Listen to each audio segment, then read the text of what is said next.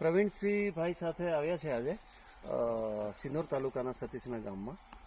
ભાઈએ આપણી અવની 5994 મકાઈ લગાવી છે, તો એના વિષયમાં થોડી જાણકારી ભાઈને કેવી લાગી ને શું એમનું મંતવ્ય છે આ જાણવા માટે અમે આવ્યા છે. તો પ્રવીણસિંહ ભાઈથી જાણીએ કે આ મકાઈ કેવી લાગી છે. પ્રવીણસિંહ ભાઈ નમસ્કાર. નમસ્કાર. હવે તમે આ મકાઈ કેટલા વીઘામાં લગાવી છો આપણી? 2.5 વીઘા. અવની 5994. હા, બરાબર.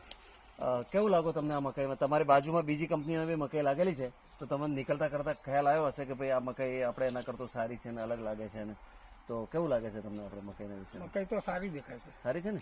હવે આપણે થોડી એની વિશેષતાઓ જોઈએ તો તમે જોઈ શકો છો કે ડોડા બી એકદમ જબરજસ્ત આવ્યા છે ને એમ એકદમ કઠણ ને ઉપર સુધી ભરાયેલા છે. બરાબર છે ને. બીજી કે એની જે ચારાની ક્વોલિટી છે આ પણ ઘણી સારી આવવાની છે, જેમ કે પોડા પાન છે હજુ સુધી એકદમ લીલી ઉભી છે. એટલે એને બધા જ આપણે જોઈએ ને તો લગભગ 70% છોડવા એવા છે કે જેના ઉપર બે ડુંડા આવ્યા છે. બરાબર ને.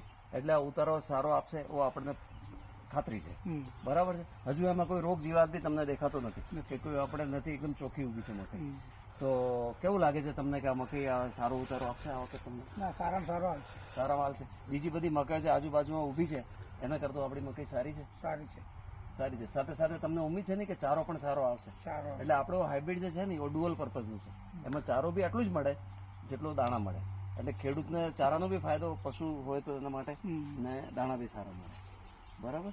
હવે તમે તમારા ગામના ખેડૂતોને શું સંદેશો આપશો કે ભાઈ આ મકાઈ સારી છે ને લગાવવી જોઈએ? મકાઈ સારી છે.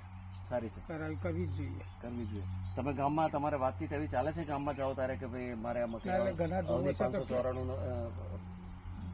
5994 નંબરની મકાઈ લગાવેલી છે, તો અમારે ખેતરમાં તમે આની મુલાકાત લો. તો કહીએ જ છે બધાને. ને લોકો આજુબાજુ વાળા જોવે છે તો કે મકાઈ સારી છે. સારી છે. Okay, thank you Pravin.